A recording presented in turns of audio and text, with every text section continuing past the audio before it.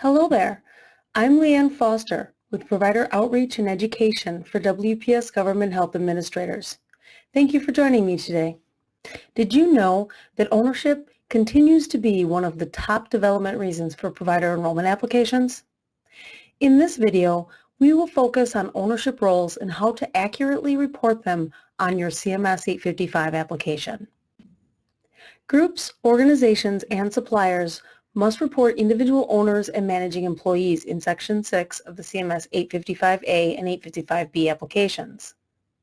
In addition to basic information for these individuals, providers must identify their roles in this section.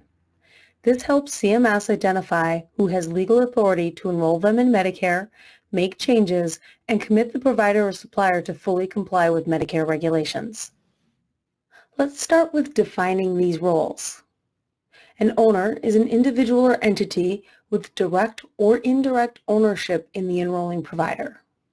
Partner is similar to an owner but has a direct or indirect partnership interest in the enrolling provider. A director or officer is a member of a governing body of the enrolling provider regardless of whether the provider or supplier is nonprofit. Examples include a member of the Board of Directors, Board of Trustees, or other such governing body for the provider or supplier. A managing employee is someone who exercises day-to-day operational control, either directly or indirectly of the provider or supplier. There are two types of managing employees: direct W-2 employees and contracted 1099 employees. W-2 employees work for the group or organization and are eligible to be delegated officials. Contracted employees are not direct employees of the enrolling provider. Examples could include a business management organization or billing agency. Contracted employees are not eligible to be a delegated official without another qualifying role. Authorized and delegated officials are defined in CFR Section 424.502. An authorized official is an appointed official that has been granted authority by the organization to enroll in Medicare, make changes or updates to the organization's status in Medicare. This includes adding and removing group members, and commit the organization to abide by Medicare regulations. Authorized officials must be an owner, partner, officer, or director. Examples include chief financial officers, chairman of the board, or chief executive officers. A delegated official is an individual who has been delegated by the authorized official to report changes and updates to the provider or supplier's enrollment. Delegated officials can make changes to current enrollments, revalidate a provider, or add and remove group members. They cannot enroll a group or organization for the first time. Delegated officials must have at least one of the following roles: owner, partner, director, officer, or W-2 managing employee. Contracted managing employees are not eligible to be an authorized or delegated official without some other qualifying role. A qualifying role is an owner, partner, director, or officer. Without a qualifying role, contracted managing employees cannot sign CMS 855 applications on behalf of the provider or supplier. An individual in Section 6 may identify more than one role. If an individual has more than one role with an organization, simply indicate all applicable roles using the checkboxes in Section 6 for that individual.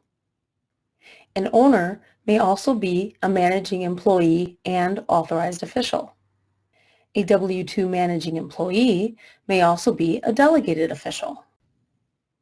A contracted employee may be a managing employee, but not an authorized or delegated official without another qualifying role, such as owner, partner, director, or officer. Here are some tips for identifying roles when completing Section 6.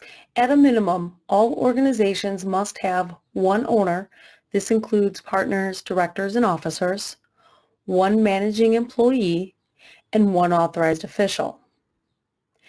They may have multiple individuals listed for each of these roles. However, it's not required. Additionally, delegated officials are optional, and like the other roles, multiple may be listed on the application. However, they must have a qualifying role to be a delegated official. For revalidations, you must account for all individuals currently on the enrollment, including roles in Section 6. This confirms the information on file is still accurate.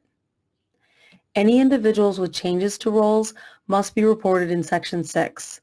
To do this, you may need to complete multiple sections for the individual. One to report current and additional roles, and one to delete roles no longer held by the individual. On changes, include all applicable roles when adding new ownership and managing employee information.